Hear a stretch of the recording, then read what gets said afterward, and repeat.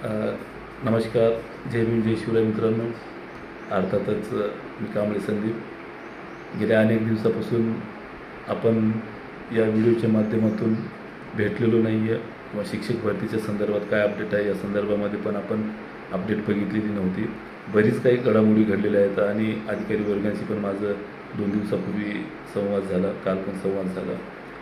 बऱ्याच घडामोडी आहेत. तत्पूर्वी आजपासून 133 वर्षाच्या पूर्वी अर्थात आज म्हणजे 14 एप्रिल 1891 रोजी डॉक्टर बाबासाहेब आंबेडकर अर्थात भीमराव रामजी आंबेडकर यांचा जन्म झाला. यांच्याबद्दल काय सांगावं आणि किती सांगावं, कितीही जरी सांगितलं तर ते एकदम कमी आहे.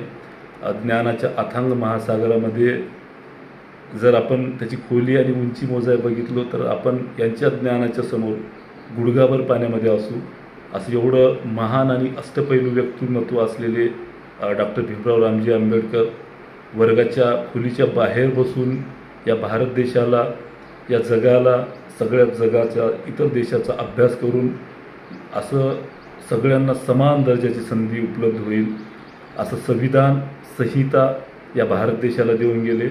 आणि विशेष कौतुक म्हणजे त्यांची मार्गदर्शन, त्यांचं प्रेरणा म्हणजे सगळ्यात महत्त्वाचं आपल्याला विद्यार्थी, शिक्षक, मार्गदर्शक या दशेमध्ये शिक्षण क्षेत्रामध्ये त्यांनी केलेली उंची, गाठलेली उंची आणि शिक्षण क्षेत्रात घेतलेलं त्यांनी केलेले कर्तृत्व, सिद्ध केलेलं त्यांनी जे काही पदव्या आहेत किंवा घेतलेलं शिक्षण त्यांनी अत्यंत प्रतिकूल परिस्थितीतून एक विद्यार्थी म्हणून खूप प्रेरणादायी आहे. एक शिक्षक म्हणून, एक पालक म्हणून, एक पाल्य म्हणून खूप प्रेरणादायी आहे. आपल्याला माहिती आहे एखादी डिग्री घ्यायची म्हटलं की किती वाईट अवस्था, किती दमछाक होते आपली. यांनी अल्पशा काळामध्ये ड्युरेशन कमी असताना सुद्धा LLMची घेतलेली पदवी असो, अनेक यांनी पदव्या घेतल्या. यावरनं आपल्याला कळून जाते की अशा ज्ञानाच्या अथांग महासागराला मी कोटी कोटी वंदन नमन करतो. शिक्षक भरतीच्या स्थितीमध्ये आपल्याला माहिती आहे सध्या स्थिती काय आहे. याची जर माहिती घ्यायची झाली तर सध्या स्थिती जेव्हा अधिकारी वर्गाशी चर्चा केली त्यावर लक्षात आलं की जी काही प्रलंबित शिक्षक भरती आहे तर ती प्रलंबित शिक्षक भरती तुम्हा सगळ्यांना माहिती आहे. मंत्रालय स्तरावरनं शासन स्तरावर जे काही इलेक्शन कमिशनला एक विशेष परवानगीसाठीचं पत्र किंवा प्रस्ताव पाठवला आहे. अद्याप त्याला परवानगी न मिळाल्या कारणानं शिक्षक भरती जे काही अधिकारी वर्ग जे आहेत, आयुक्त कार्यालय किंवा शिक्षक भरती संदर्भात अनुषंगाने काम करणारे अधिकारी वर्ग त्या ठिकाणी निवड याद्याच्या अनुषंगाने त्यांची कार्यवाही जी काय आहे ते सुरूच आहे. मात्र इलेक्शन कमिशनची परवानगी नसल्या कारणाने ती कार्यवाही समोर जात नाही. आणि दुसऱ्या बाजूला जेव्हा अधिकारी वर्गाची चर्चा झाली तेव्हा लक्षात आलं की ज्याच्या काही निवड याद्याची पहिली निवड यादी लागली आणि ज्यांच्या नियुक्त्या बाकी आहेत तर त्यांच्या नियुक्त्या कधी मिळतील तर ते पूर्णपणे जूनपर्यंत कुठल्याही परिस्थितीमध्ये त्यांना नियुक्त्या मिळणार आहेत. आणि जे काही सध्याच्या स्थितीला 11,000 शिक्षक होते त्यापैकी 4,000च्या आसपास, 3,500च्या आसपास त्या ठिकाणी शिक्षक शाळेवर रुजू झालेले आहेत.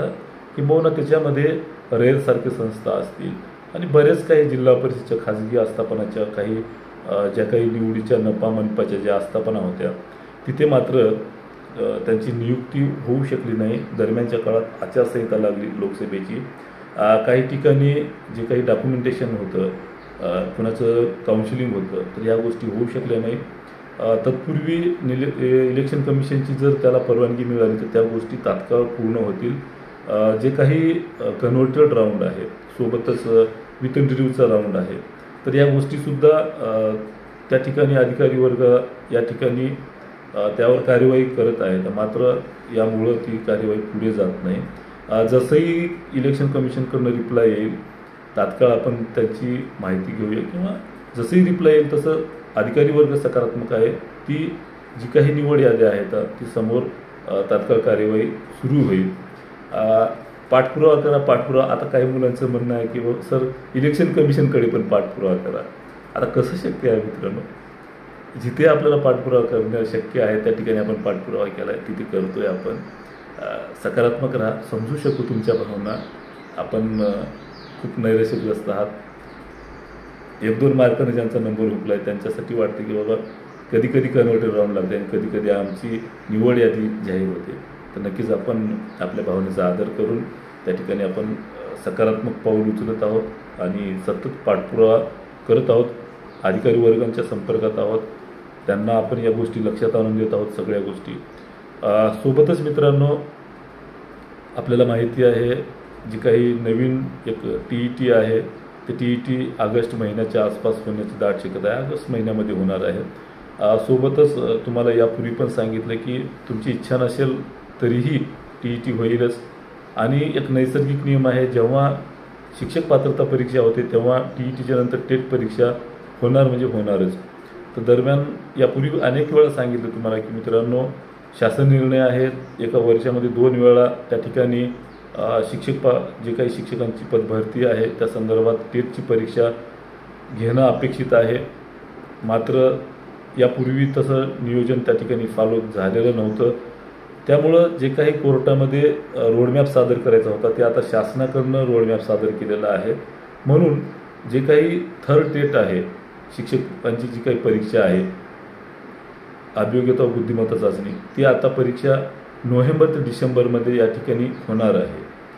आणि यासाठी अनेक मुलांनी त्या ठिकाणी पाठपुरावा केला होता किंवा त्या ठिकाणी कोर्टामध्ये तसं रोडमॅप सादर करायला त्या ठिकाणी रिट पिटिशन दाखल केल्यामुळे त्या ठिकाणी शासनाकडनं त्या ठिकाणी रोडमॅप सादर केलेला आहे. त्याच्यामध्ये स्पष्ट उल्लेख केलेला आहे की TET ही ऑगस्टच्या आसपास, जुलै-ऑगस्ट, आणि टेट ही नोव्हेंबर-डिसेंबरमध्ये त्या ठिकाणी कंडक्ट करणार असल्याचं शासनाने त्या ठिकाणी सांगितलेलं आहे. मित्रांनो, आता उरतो प्रश्न असा की जे काही कन्व्हर्टर राऊंडमध्ये 2-4 मार्कांना ज्यांची लागण्याची संधी आहे आणि शासन स्तरावर जे काही 10% जागा होत्या त्या कापण्यात आलेल्या होत्या आणि विथ इंटरव्ह्यूचे जे काही राऊंड होते तर ते होणं अपेक्षित आहे. तर मग जे 2017मध्ये फर्स्ट टेट झाली तर ती प्रलंबित असतानाच सेकंड टेट झाली.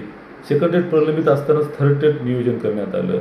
मग अशा द्विधा मनस्थितीमध्ये आपल्या मनामध्ये प्रश्न निर्माण झाले असतील की हे सगळं प्रलंबित असताना थर्ड टेट गरजेचे आहे का? हे अनेक प्रश्न आहेत. आता त्यावर आपल्याला एक सकारात्मक मार्ग काढावा लागणार आहे. तर थर्ड टेट जर तुम्ही घेत असाल तर ही सगळी जी काही प्रलंबित भरती आहे तर ती पूर्ण करून त्याला पूर्णत्वास नेऊन थर्ड टेट घेण्यासाठी त्या ठिकाणी अभियोग्यताधारकाचं अनुमोदन असेल, त्या ठिकाणी त्याला विरोध नसेल, जेणेकरून त्या ठिकाणी मुलं जी काही कमी गुण घेतलेले होते त्यांना संधीही उपलब्ध होईल आणि जे काही शिक्षक भरतीची वाट पाहू इच्छित होते त्यांना संधी पण उपलब्ध होईल. तर त्या कारणानं आपण येणाऱ्या काळामध्ये लवकरात लवकर इलेक्शन कमिशनची परवानगी मिळल्या हे जे काही प्रलंबित भरती आहे तर ते पूर्णत्वास कशी जाईल आणि ते पूर्ण झाल्या प्रलंबित भरती पूर्ण झाल्या थर्ड टेटची अगोदर जाहिरात देऊन ती थर्ड टेट कशी होईल यासाठी पूर्णपणे आपण पाठपुरावा करणार आहोत. त्यामुळे मित्रांनो, जो काही वेळ आहे ते आता आपण वेळ न घालवता त्या ठिकाणी आपण या भरतीमध्ये तर लागूच, मात्र थर्ड टेटमध्ये सुद्धा आपण कसे लागू किंवा जास्त मार्क्स कसे मिळवू, नंतर कमी मार्क्स मिळाले किंवा अजून काही प्रश्न उपस्थित होण्यापेक्षा आतापासून त्या ठिकाणी आपण नियोजन केलं तर योग्य राहील, संयुक्तिक राहील.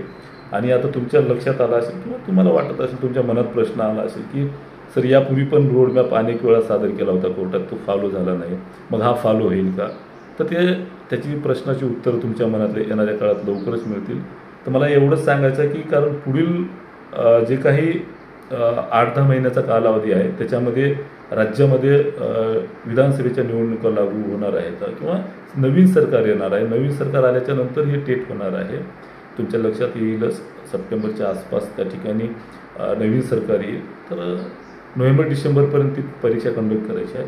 तर मित्रांनो, आपण वेळ वाया घालू नये. तर येणारं जे काही सरकार आहे तर त्यांची धोरणं कशी असणार आहेत किंवा कोर्टामध्ये सादर केलेला रोडमॅप जो आहे तो कसा फॉलो होईल ते दरम्यानच्या काळामध्ये आपल्याला कळेलच.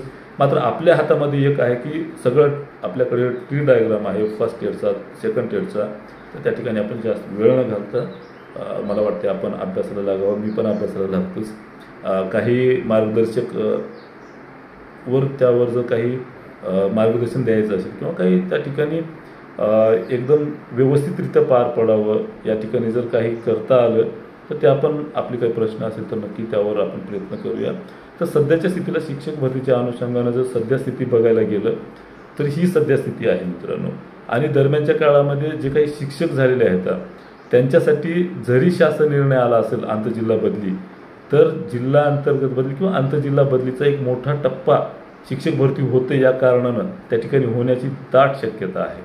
तर हे अंतर्गत बदली असो, जिल्हा अंतर्गत बदली असो, आंतरजिल्हा बदली असो, यांच्यासाठी एक सकारात्मक ही बाब म्हणायला काय हरकत नाही किंवा ही एक संधी उपलब्ध होण्याची दाट शक्यता नाकारता येत नाही.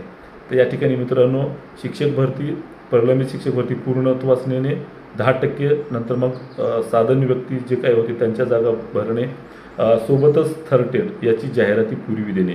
कारण या सगळ्या गोष्टी शक्य आहेत का, तर राज्यामध्ये जे काही रोस्टर होतं बिंदू नामावली, तर हे पूर्णपणे त्या ठिकाणी कंप्लीट झालेलं आहे. काही ठिकाणी 10%च्या जागा कपात झाल्या, त्या अनुषंगाने काही जिल्हा परिषदेचं रोस्टरवर काम सुरू आहे.